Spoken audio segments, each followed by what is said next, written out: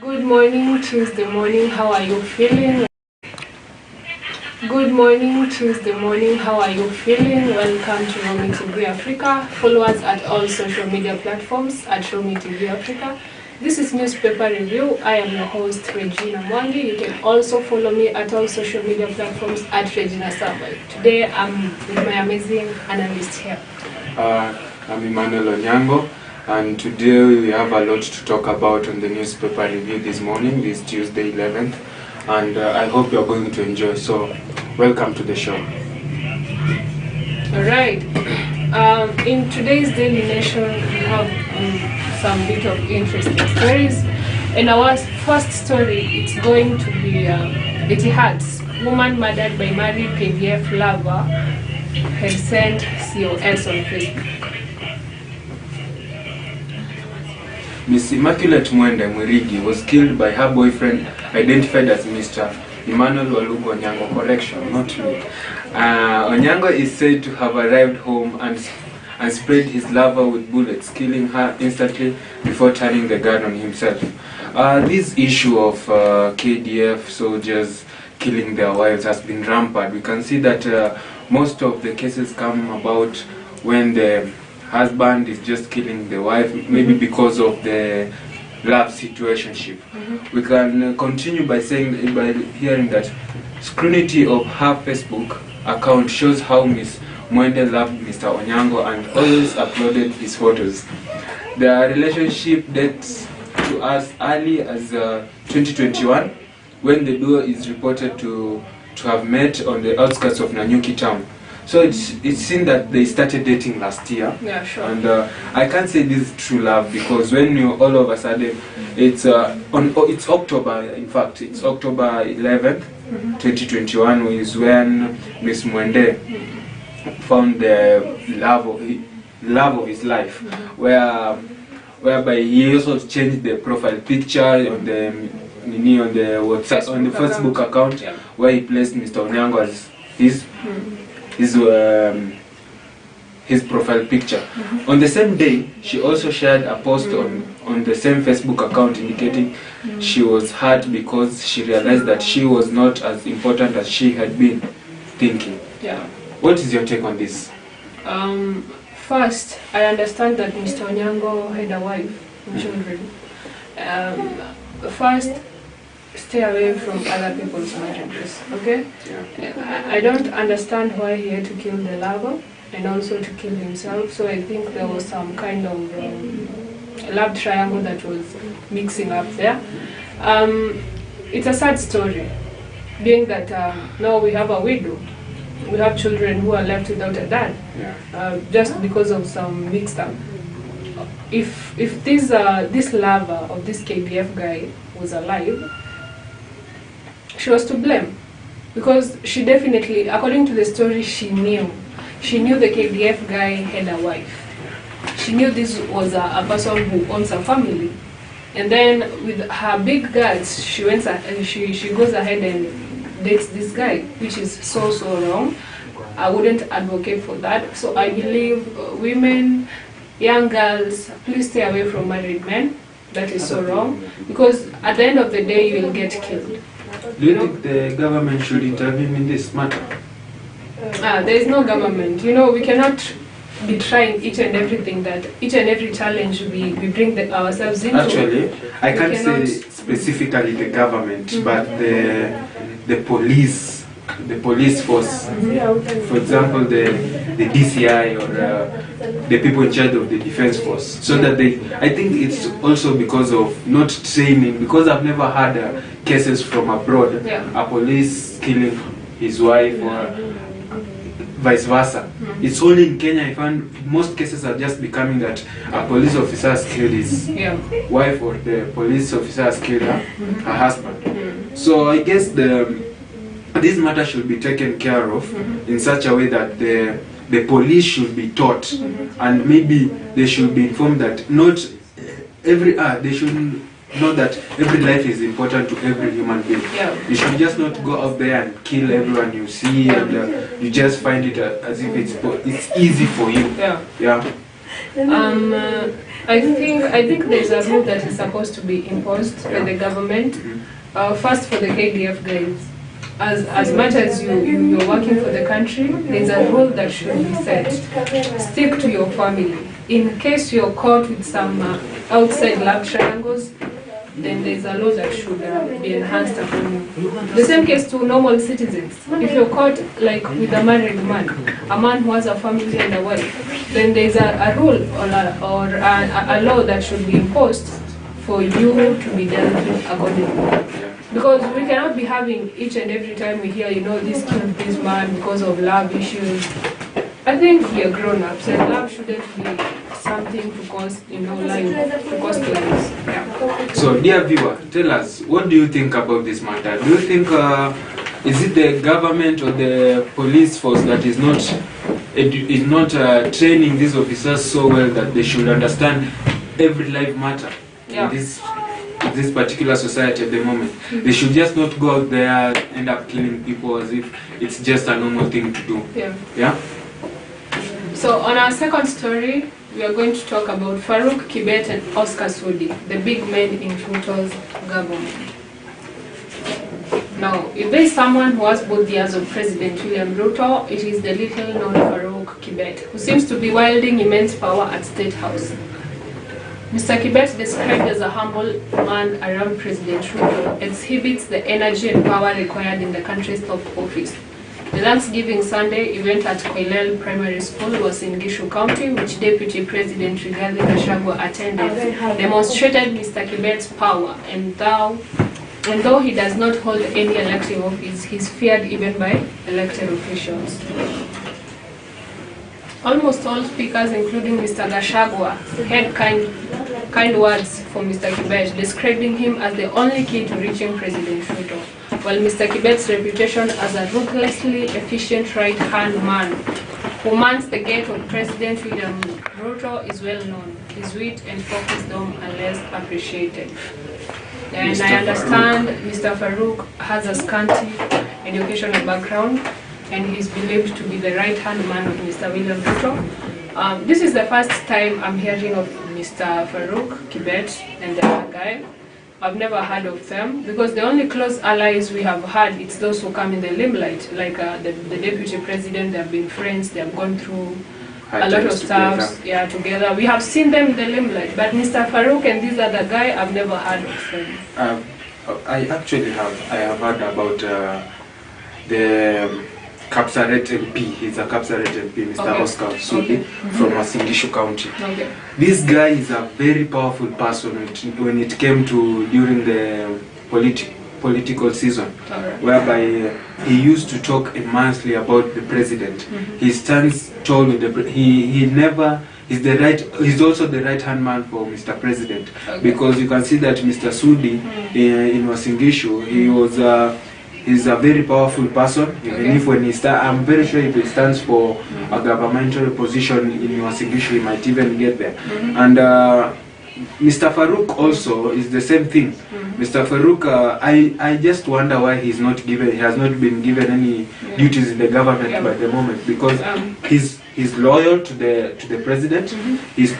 When you read his story, actually, I saw his story a particular time whereby Mr. Kibet was alisimama na president kuanzia 1997. During the reign of Mr. Moi. Exactly. So these people, I think they are going to be rewarded. There's no way they are going to be left just empty-handed. I'm pretty sure Mr. President is going to offer a job for Mr. Farouk and also offer a job for Mr. Oscar Sudi. But I think Mr. Oscar Sudi is also MP, so I don't think he's going to be given any duties at the moment. But I think he's going to be giving him ideas on how to run the country, and I hope they are going to be positive ideas to run the country. Okay, I believe this Mr. Farouk is so close to the president, because I remember back at 2018, according to the story, there was a time there was the death of Mr. Farouk's father, and the president and his cabinet and even the former majority leader Aden Duale also attended. And they were saying, I'm sure all these people who have attended this burial, they have not attended because they love Mr. Farouk. They have attended because they don't want to be denied access to the president by Mr. Farouk. Because I understand before you see the president, you have first to clear with Mr. Farouk. Yeah, I saw the story. It seems like he's a very powerful person. Yeah. Even the other political leaders, they say that they fear him. Because before you get to the president, to see the president, you have to pass through Mr. Farouk first. Yeah. Alright. It's called the small president. The small president. Yeah. Okay. So I always believe for you to like rise, you have at least to identify yourself with prominent people. If you have a vision of being prominent someday, you have to be close with these prominent people. And as much as we are not aware or so familiar with Mr. Farouk, you see now that the government and even the president himself knows that this guy is, he's so close to me. He's always wherever I am. I believe that's good for Mr. Farouk. Continue. He's a humble man. I've never seen him, bring out the pride we see a lot of politicians bringing.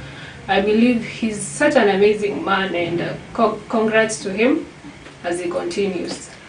So, dear viewers, on our next story is all about business, and we are going to see about the port in Mombasa, whereby inside the high-stakes vicious fight for Mombasa port. And before even we analyze this story, we can find that the president himself, during the political season, he said that he's going to take care of the ports in Mombasa. And the story says that as businesses at the Mombasa port readjust to the new normal thrust upon this sector by President William Ruto's decision to dismantle the monopoly that the standard gauge railway has been enjoying over other transport modes in haulage of containers to Nairobi. Sources say the new administration could introduce more changes. These are bound to disrupt interest and fortunes of power broking networks that have been aligned to and survived on the patronage of the administration of former President Uhuru Kenyatta in major ways. The Mombasa residents say they have been complaining about the ports, and they are complaining about the SGR. And they say that the SGR came when it arrived in Mombasa, iliharibu kazi ya huko kwa sababu kuna wale ambao wanatumia matrela kusafirisha mizigo kutoka Mombasa port hadi kule sehemu zingine. Na Mr. President said that he's going to take care of the matter. He's going to invent business strategies in Mombasa port, whereby everyone is going to take part in the business, and Mombasa is going to be known again because of its port duties. What do you think about this? First, we have seen, since the president came into office, we have seen him call several meetings, to ask hard and difficult questions about some of the controversial policy decisions that were made by the past government, especially the second phase of Jubilee government, which we also term as the handshake. Since the handshake came, it's where things started to go wrong. I don't know why, but I believe the president is so keen on this Actually, issue. when you say that everything went differently after the handshake, do you think it's because Ruto took himself away from the presidential issues, or?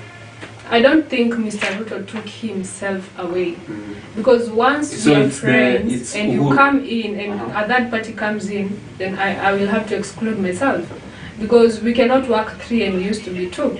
So I think he felt as an outcast. That's why he just chose to exclude himself from the group. Okay. Of which the former president also at some point was assigning the roles of the deputy president to other people who are not even prominent in the government. So I think that was so disrespectful, because before the port was in Naivasha, and so he had to bring it back to Mombasa, which was a good decision.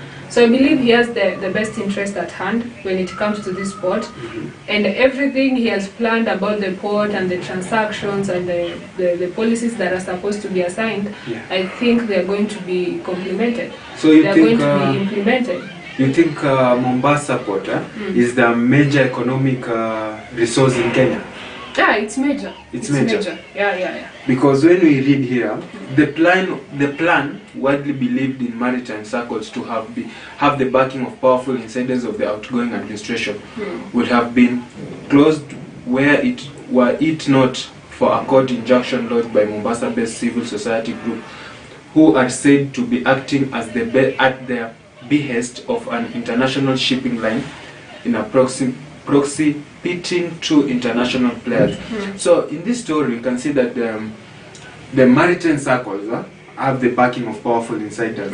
Watu wenye ambao wako huku ndani, ambao hawataki biashara iende, Waswahili wanasema segemnege. Yani wanakazana warudishe biashara ambazo zilikuwa zinaendelea kule kwenye huko Mombasa port, irudi ambavyo vilikuwa inatakikana, isikuwe kama wakati wa Uhuru ambapo ilianza kuvunjika, akaamua kupeleka koti nyingine kule Naivasha. And I can see that also the people of Naivasha complain. Yeah. And they say also the people of Naivasha want the port to be in Naivasha. Yeah. So I don't know how the president is going to handle this matter, how he's going to favor both the Naivasha people and the Mombasa people. What do you think? What is going to happen with the government? Okay, according to the Daily Nation, although President Kenyatta's regime made major investments in ports, confusion reigns because the administration appeared to have evolved a consensus on how best to employ the infrastructure to serve the long-term interests of the country. We have seen, of which the former President Kenyatta made some investments, a lot actually, on the port. So I think this confusion between the last regime and now the current regime is what is at stake here. Because once the issues are settled of how the former regime had planned and how now this regime wants to make it happen, it should be solved. So that all the ideas can be implemented, so that the port can go back to how it used to be in terms of trade. Yeah. So, dear viewers, on staying in business, we can see that the government in business, while the government insists on fixing spicing devices to track your phone, the communication regulator has revived the push to install a device on mobile phone networks to detect counterfeit amid concerns. It will give the watchdog access to other customer data, including calls, messages, and financial transaction. This story comes about when we can see that most people have been tracking other people's phone, wanawakon, wanawafanyia tu vitu za upuzi ambavyo unapata mtu anapiga tu simu anambia your line has been I've ever been called, I'm being told that I found out that you have registered your line twice, and at the moment I had registered my line twice, and I was like, okay, but there's something funny, that was not the phone number from Safaricom. And we can see that the government wants to do this to help those illiterate people, I can say, the illiterate people to at least not be conned, because most of the people are being conned. Wanaibiwa pesa zao kwa simu, wanafanywa tu vituko, hata wanaweza maybe mtu akiiba huko simu huko nje inaenda kufanywa uhalifu, na baadaye ni mwenye alikuwa na hiyo simu ndio inakuwa kwamba yeye ndo alifanywa uhalifu. A wrong judgmental issues, it becomes a wrong judgmental issues. What do you think the government coming up with this situation will help the Kenyans? I think the government is trying to be positive on this, because it's not trying to be like so much impulsive or some kind of restricting the privacy of the people. I think their interest is to really help Kenyans, because I'm also a victim of being conned by these people, whereby they called me and lied that because I registered Huduma number, and these people, I don't know how they know these details, but they asked me, have you registered Huduma number? Then I told them yes. Then they told me, give us this kind of details so that we can direct you on where you'll come and pick your card, your Huduma card. So they asked for my PIN, the one that I used to open my phone. They asked for my ID number, my full names. Actually, they called me by my full names, so I believed them. I thought it's Safaricom. Now, to realize, I got a message. You know, your phone has received a swim-up message, which means they had already hacked my line. So I had now to go to Safaricom again so that they can block it and, you know, replace it for me. These people, be cautious of comment, be cautious of these scammers, because they are real and they lie to you direct at your face.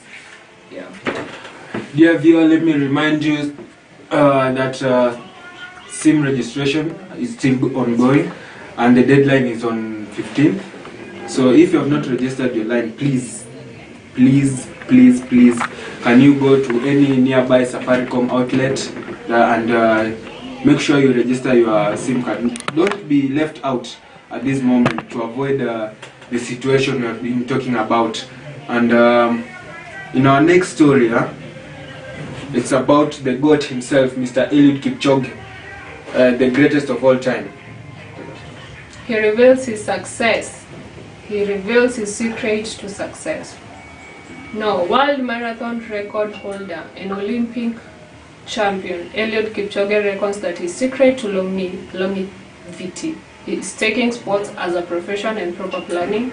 That 7-year-old Kipchoge, who has been running for the last 2 decades, 20 years, right?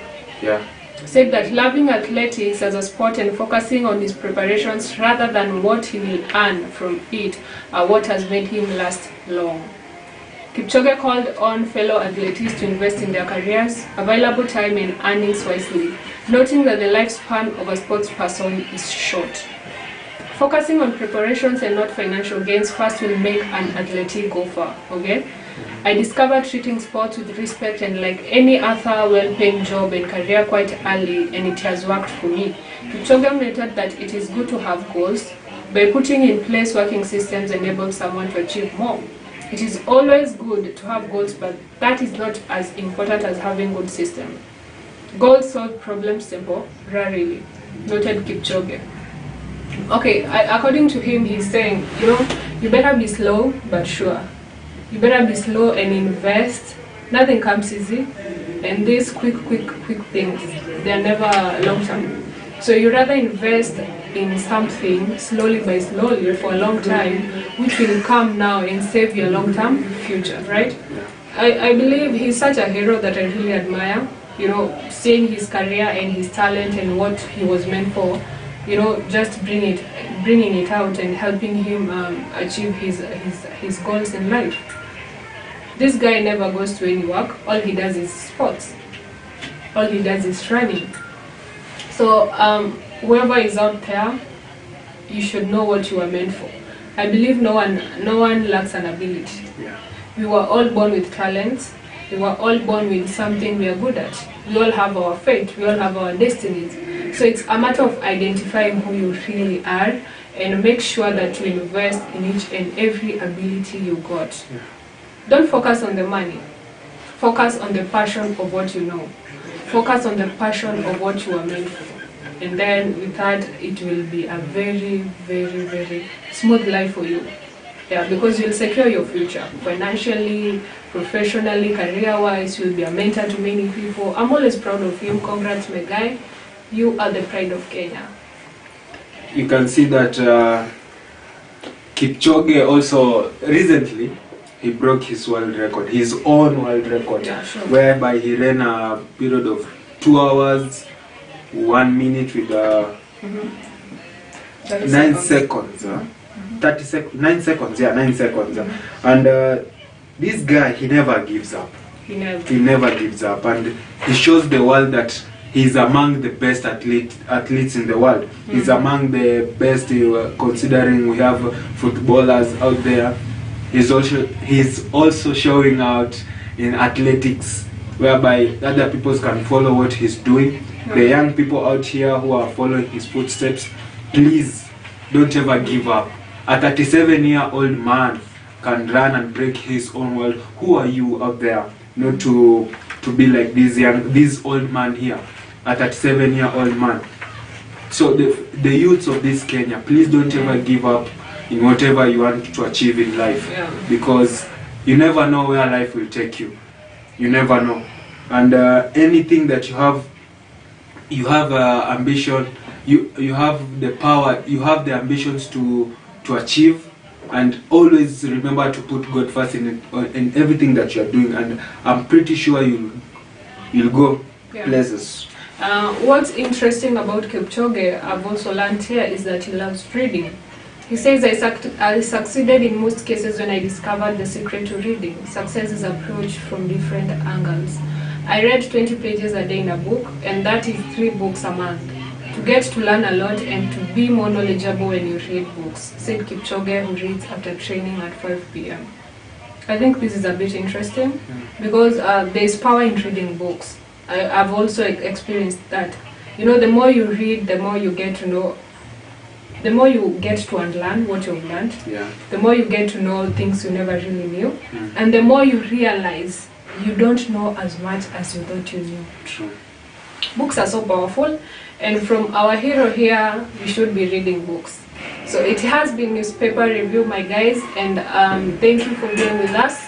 Follow us at all our social media platforms at Romy TV Africa. It has been newspaper review. I'm your host, Regina Mwangi. Thank you for being with us. I was your host, Emmanuel Onyango, and remember, what doesn't kill you makes you stronger. And I hope that you're going to have a blessed day and a good day. And let's meet on our next show at Jaspot.